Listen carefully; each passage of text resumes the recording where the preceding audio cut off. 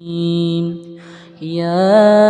أيها الذين آمنوا لا تتخذوا عدوي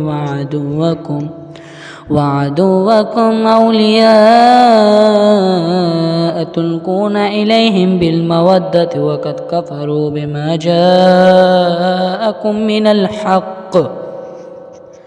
يخرجون الرسول وإياكم أن تؤمنوا بالله ربكم إن كنتم خرجتم جهادا في سبيلي وابتغاء مرضات تسرون إليهم بالمودة وأنا أعلم بما أخفيتم وما أعلنتم ومن يفعله منكم فقد ضل سواء السبيل إن يثقفوكم يكونوا لكم أعداء ويبسطوا إليكم أيديهم وألسنتهم بالسوء وودوا لو تكفرون لا تنفعكم أرحامكم ولا أولادكم يوم القيامة يفصل بينكم والله بما تعملون بصير قد كانت لكم أسوة حسنة في إبراهيم والذين معه إذ قالوا لقومهم إنا براء منكم ومما تعبدون من دون الله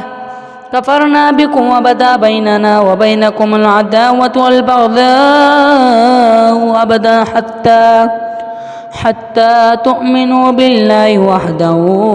إلا قول إبراهيم لأبيه لأستغفرن لك وما أملك لك من الله شيء ربنا عليك توكلنا وإليك عنبنا وإليك المصير ربنا لا تجعلنا فتنة للذين كفروا واغفر لنا ربنا إنك أنت العزيز الحكيم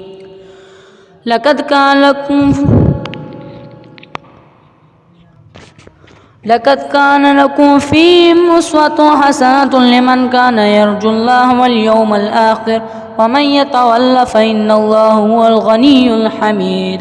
عسى الله أن يجعل بينكم وبين الذين عاديتم منهم مودة والله قدير والله غفور رحيم لا ينهاكم الله عن الذين لم يقاتلوكم في الدين ولم يخرجوكم من دياركم أن تبروهم وتقسطوا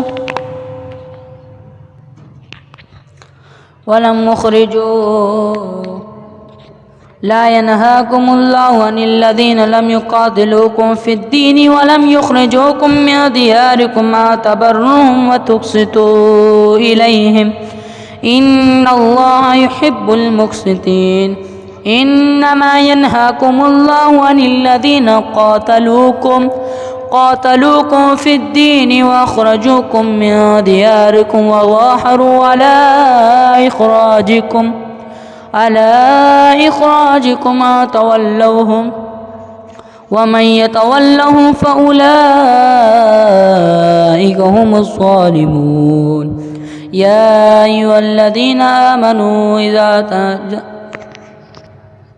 يا أيها الذين آمنوا إذا جاءكم المؤمنات مهاجرات فامتحنوهن الله أعلم بإيمانهن فإن علمتموهن مؤمنات فلا ترجعوهن إلا الكفار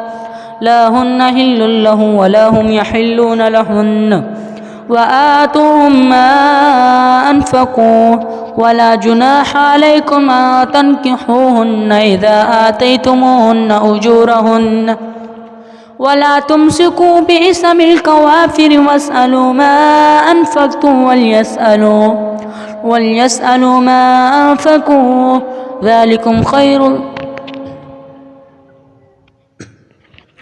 ذلكم حكم الله يحكم بينكم والله عليم حكيم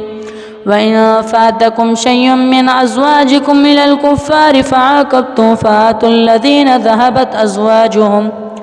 ذهبت أزواجهم مثل ما أنفقوا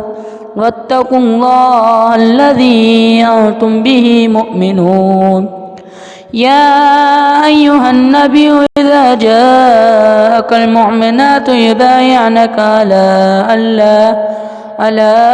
ألا يشركن بالله شيئا ولا يسرقن ولا يزنين ولا يقتلن أولادهن ولا يأتين ببهتان يفترينه بين أيديهن وأرجلهن ولا يعصينك في معروف فبايعهن واستغفر لهن الله إن الله غفور رحيم يا أيها الذين آمنوا لا تتولوا قوما غضب الله عليهم قد يئسوا من الآخرة كما يئس الكفار من أصحاب القبور.